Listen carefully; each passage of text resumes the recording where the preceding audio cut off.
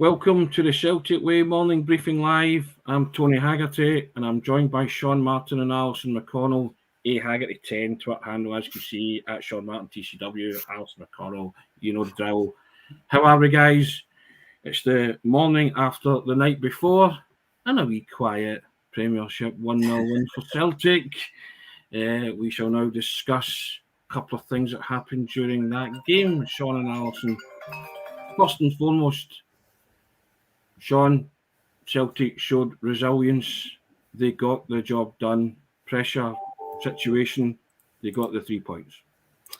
Aye, and that, I mean, we will say this every single game that they get 3 points until such time as they're well clear at the top. The 3 points are what matters. But as Postecoglou will still be looking at the performance, and I thought it was a good performance for the most part. It seemed to me that Celtic pressed better than they have been lately. They've done that particularly well for Jota's chance, especially, albeit Forrest essentially tackling it into the post after it was unfortunate. I think the goal owed everything not just to Ralston's overlap, but the fact that he released it so quickly, which again we've spoken about so often. Releasing things quickly before anyone apart from Kyogo was really switched on to the possibility was the key.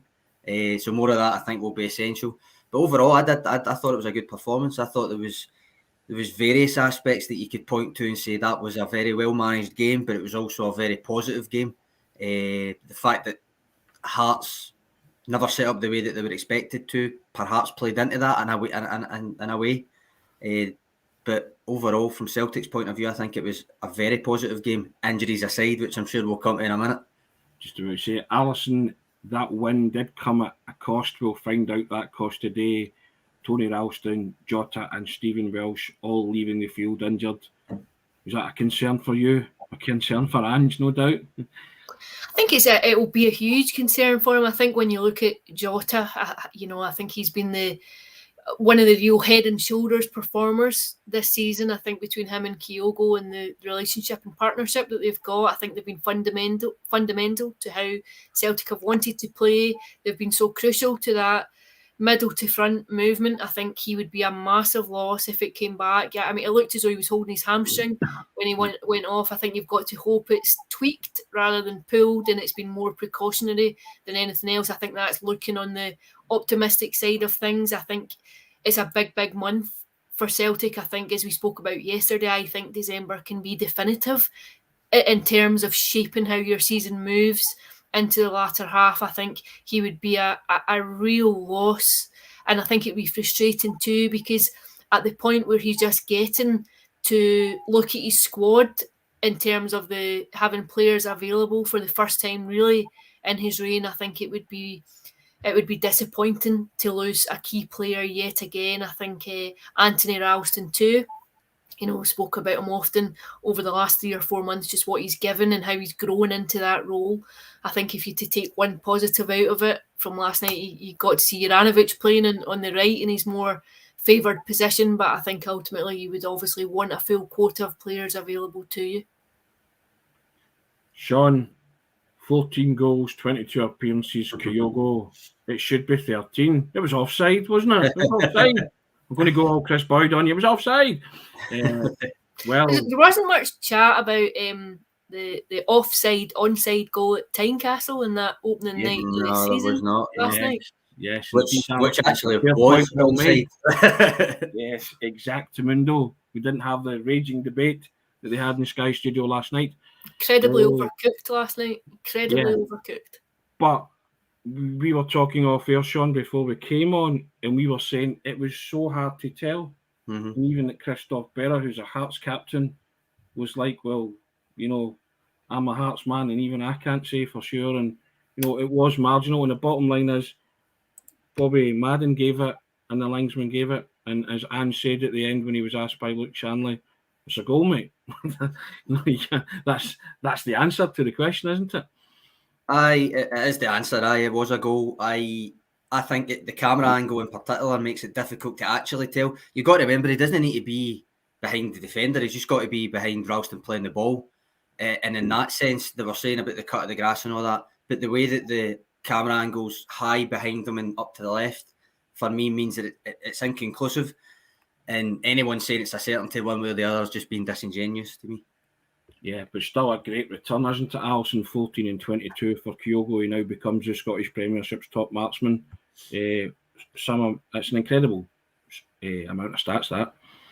It's exceptional. I think his contribution has been outstanding since he arrived. I think he's made Celtic tick, really. I suppose one of the biggest compliments you can give him is that no one's looking at the likes of Odsonne Edouard and saying, oh, we're really crying out for someone like that and we're missing the influence of our striker. I think it was seamless. I think he came in. I think he basically walked off the plane and turned up at Tynecastle that night in the opening day of the season. But ever since then, he's just it's been a remarkable contribution. I think he when you consider everything that goes on round about it and off the field and coming to an entirely new culture and new language and having to settle, it's extraordinary how he gelled so quickly with new teammates. I think so much of that maybe comes down to his personality. I think he comes across as very enthusiastic, is very humble, is a guy you would warm to. I think he looks so keen to please and keen to be involved and enthusiastic, and from picking litter up, walking off the side to high-fiving his teammates when he's injured. I just think he seems like a bubbly character, and I think that's probably helped him as much as the ability that he clearly has. Yeah, totally agree. He's just an infectious character, as you say, Alison. And another plus point or 2 plus points for Celtic last night, Sean.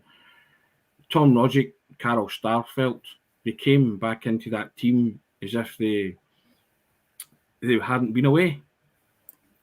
Aye, Rogic was a tour de force, wasn't it? He was you were mentioning the Hibs game when we were talking about it in the preview, how well he played before having to go off injured. He basically just picked up for there. He basically just continued that and finished where he'd started. So that's good. It's good to have him back as well. If for nothing else, then it's options. Obviously, last night that led to McGregor sitting deepest, which was one of, like, for instance, before the game, there was a couple of questions, and when the lineups came out, it was like, how will Starfelt cope? How will McGregor work as the deepest midfielder again? The fullbacks versus Hearts wing play, and then obviously within the game, in the context of the way that it played out with the injuries, you're talking Juranovic at right back, how did they get on, and then Montgomery coming in as well. But I think all of those questions pretty much had positive answers.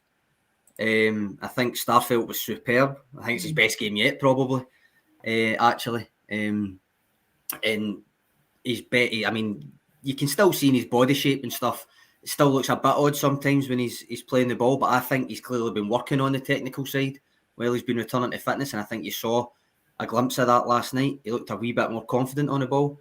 It was a threat in their box, and by the way, his knockdown wasn't offside, I would say. Dealt well with Halkett at set pieces in Celtic's box as well, which is not an easy task. Halkett's a threat. Yep. And then obviously the second question I said there with McGregor sitting deep, I know it's not for everybody, and it's probably not for every game, but I really like it still. I think he just enables quicker progress through the thirds. He's mobile enough to take the ball off the centre-backs if they're void of ideas or under pressure. And I think that's key because it means that the opposition doesn't get into shape quicker than what Celtic can build up. And I think, was it Frank the other day said that's when it becomes crab football. It stops that becoming the case. It's just technical term there. Yeah, one for the purists, Alison. One for the purists there, I think. And that ties in with the Rogic question, because I think having Rogic ahead of McGregor doing that is essential as well. Yeah, I mean, Alison, you couldn't help being impressed with Rogic and Starfelt's contribution last night, I would have thought. Yeah, I would echo what Sean says there. I thought it was Carl Starfelt's best game. I've just written a piece on it, actually. I just think sometimes we can be too hasty to judge players when they first come in. We've spoken there about Kyogo and how quickly he settled, but it isn't always the norm. I think sometimes you do need time to adjust, and I think we can be quite guilty of judging people after 5 minutes. I think Carl Starfelt, I thought it was his best game for Celtic last night too. In terms of Rogic, I completely agree. I think Celtic are getting more out of him in that advanced position, simply because I think he also has the intelligence to read some of the movement of Kyogo. I think he has both the vision to see it and the ability to execute the pass. I think he gives so much. I think what you're seeing from Rogic this season is, I think it could be his best Celtic season for a number of years. I think he looks hungry again. He looks sharp. He has stayed fit. I know he's been out for the last month or 5 weeks, but essentially he's not been picking up like the niggly injuries and breaking down the way he has at times. And I'd say he's become pivotal too. I think last night his work rate was exceptional as the game went on. He was still tracking back and pressing when Hearts got the ball. Hearts had a period in the latter stages of the second half where I think they were very dominant in the ball. They were enjoying all the possession. And I thought the work rate of Celtic was notable, I think, in terms of getting back and trying to close people down. And I was surprised at how long he played for, given the fact that he had been out. Yeah, I mean, Sean, you were talking about McGregor playing deep. He had that brilliant block, didn't he? Mm. In the second half where he threw himself in front of the ball when Hearts, as you say, Alison, were coming on really strong. Now, one of the great imponderables last night was how Peter Haring, for me, never got booked. One book in the whole game, it was Adam Montgomery. Yet Haring could foul at will, and Bobby Madden just seemed to treat him like the invisible man. Don't want to be paranoid or anything like that, but he should have been booked for the totting up procedure, surely, guys. I think Bobby Madden managed to infuriate both sets of players and both sets of fans last night. I thought it was odd he let a few really meaty challenges go. I think much of the drama after the game focused on that offside goal or focused on the goal. But I think he let a few things go. I would have to say that I thought the incident with Jota when he got injured and pulled up, I thought he was wrong to bring it back and give a Celtic ball. I think if it had been the shoe had been on the opposite foot, you'd be screaming about it. But I thought it was a really poor performance for a number of reasons. He was poor for both sides. I have to echo that as well, Alison. I thought he was terrible. Sean, what were your thoughts? I thought the big calls were all pretty much arguable with the way that he went with them. I agree there was far meatier challenges, to use your term, than what actually got punished, which was weirdly just Montgomery near the end. It was just odd. It was very odd. But as I say, that not just Bobby Madden, but his linesman as well. The Starfelt not was on side. There was a few things. It was just it wasn't another night of not particularly great performances from the officials, I would say. Take some comments now, and Rab McEwen comes in and says Starfelt has arrived. Frank Brennan comes in and says 14 goals in 22 games, outstanding return. Very fond of saying where on earth would we be without Kyogo this season. That's a fair shout. Tim Anon comes in and says I'd be offering money plus Johnson for Kevin this bit in January. Mikey Johnson is going to cut it. Edward Byabos Johnson have the tricks to bamboozle their opponents. Rab McEwen goes back in. Rogic was a mention. Showed they get right into the scrap. I think a lot of people are agreeing with what we're saying. Damien O'Hanlon comes in. Morning from West Belfast. Morning, Damien. How you doing? Last night for me was the most satisfying 3 points I've picked up this season. Massive win. Onwards to Sunday. Sounding a bit like Ange there, eh? Right, we've won. Let's move on. So yeah. But I think that's it was a pressure situation, wasn't it? So Kookaburra comes in here on Jota saying, unfortunately, the best case scenario for Jota is 4 weeks. That could be 9 games without him. Time for the next man to stand up. We'll certainly find out more today. And Jason Lee comes in. Mikey seems like his potential, but his last touch decision making is missing. Yep. Now, one of the more unsavoury parts of last night came when Barry Mackay was taking corners. Alison, objects, missiles, bottles thrown at Barry Mackay, former Rangers player. Doesn't matter who he played for. It's despicable, isn't it? It's cretinous behaviour. And I think it's indefensible. I think there's nothing that you can say that can defend it. I think it's utter stupidity at best. You just used the word cretinous, and I would agree. I think it paints Celtic fans in a desperately poor light. I think it's not something that they've been known for before. I think why you would want to lower yourselves to those standards, I think, is head scratching. I think it does nothing but invite criticism. It's if someone ends up getting injured, it becomes even more problematic. I just think it's utter stupidity. I think in the current climate, it's the last thing you need to see, and it wasn't isolated. I don't think it was one bottle that was thrown. I think there were coins thrown, there were other missiles thrown. I think it leaves you trying to work out what the motivation is for it, and what justifiable reasons anyone could have who finds themselves in that position and chooses to act in that way. You do that in the street, there's a serious consequence to be had, and I think it has to be the same in a football ground. You wring your hands in despair at that kind of behaviour, Sean, don't you? And you hope that if security or the CCTV can catch the culprit, that you ban that person for life from football. You certainly there was no Celtic Park, do you? There was no place for it, and Alison's got it right that in the current climate, it was exceptionally stupid, especially stupid. Not that I think necessarily it undermines any of the points that a lot of the fans are making, because it's, as I said, it's a wider support making the points about the supposed appointment of Bernard Higgins, but it doesn't. There was no need to, in the way that I'm saying, the board doesn't need to be giving themselves that headache by appointing somebody like Bernard Higgins. None of the supporters need to be giving themselves the headache by giving anybody the chance to beat them with that. So there was no place for it. We particularly like keeping it to football matters. We despair at having to talk about this kind of stuff, Alison, don't we? In 2021, it beggars belief, really. I think it's wearisome. I think, and again, I'll use the word, I'm being generous by picking that word. I think, I just think it's exceptionally poor behaviour. I think it's uncalled for. I think you couldn't behave like that in any other arena in the country. You couldn't go and you couldn't do it in a school playground, let alone in a football stadium. It's utterly despicable, and it's stupidity of the highest order, and it doesn't come without consequence. Mm-hmm.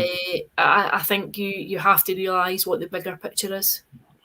Yeah, Frank Brennan comes in and says absolutely spot on, Alison, completely indefensible and not on isolated incident either, and like it or not, these are criminal assaults and those responsible must be banned for life. End of. I concur with that completely, Sean. Yeah. Aye, it was, as I say, no place for it, and everything Alison said is pretty much spot on, to be honest. Right, we'll move on, because as I say, it's pretty unsavoury. Don't want to dwell on it. We've had, we'll say, indefensible and moronic. Dundee United on Sunday, I believe a stand will be closed, part of the stand, because part of the ground was wrecked due to Storm Arwen. But the good news is it goes ahead. Celtic can build even more momentum. That's if they've got a starting 11, Sean. Well, the predicted 11 count today when Ange gives us a progress report, so we'll see how it goes. The predicted 11s for this weekend might be a wee bit difficult, but no, I think when you look at the Dundee United, I mean, you're going from playing third at home to playing fourth away. Obviously, Hearts had beaten Celtic earlier on in the league, albeit Celtic won in the League Cup. Dundee United drew 1-1 at Parkhead earlier in the season. That's the game I always mention. Jota showing up as someone that the rest of the team looked to when the chips were down and stuff. Chances are he'll probably be out then. I know Ange played it down and said Ralston was the worst of the three. And you've got to remember, Starfelt actually took a knock as well, although he played through it. If on the assumption Jota's out, that's a big blow. But regardless, I still think that they've got enough to see off Dundee United, even if it is at Tynecastle, because when you look at them, they're not actually that in form. Certainly not in the way that they were the last time. I think since that 1-1 draw, Dundee United have played 9 games, won 4, lost 3, drawn 2, and they're still fourth in the table, but they've only had 1 win in the last 6. So it's not a team in form. Celtic need to be looking to pile on that at Tynecastle, regardless of whether there's injuries to key players, for their own sake, as much as the fact Dundee United are off form. I think you said it the other day, Alison, we were talking, it's just about winning, isn't it? Yeah, I don't think there's any question about that. As we discussed, there is no safety net just now. Every game is played with that knowledge, knowing that you can't afford to slip. So I think points are secondary at the minute to performances. I think Celtic just need to get to January. I think you want to get into the window. You want to have the gap as tight as possible, and then it gives you an opportunity to regroup to possibly bring in further resources to identify what you need. I think you have to remember Ange Postecoglou had very limited time when he came in to really get to work. I think he'll have an opportunity to assess, and he will have had scope to realise the areas where he wishes to strengthen and bring in. And I think getting to that point without dropping any more points is vital. Substance over style, Sean. It's results that matter at this minute in time, isn't it? Up to January. I still don't see why you can't have both. To be honest, I think that's what Ange's looking for. I think that has got to be the goal. Obviously, if it comes down to one or the other, you pick the substance. But I don't see why it can't be both every game, essentially. I don't see why it can't be both either. But I think sometimes needs must, and if you're going in with bodies light, then that's clearly a concern for the manager moving forward. Thanks for your comments, guys. We always appreciate it. Hope you have a wonderful weekend, and we shall reconvene on Monday, and we'll see how Celtic get on at Tannadice on Sunday. Thanks, Alison. Thanks, Sean. Thank you.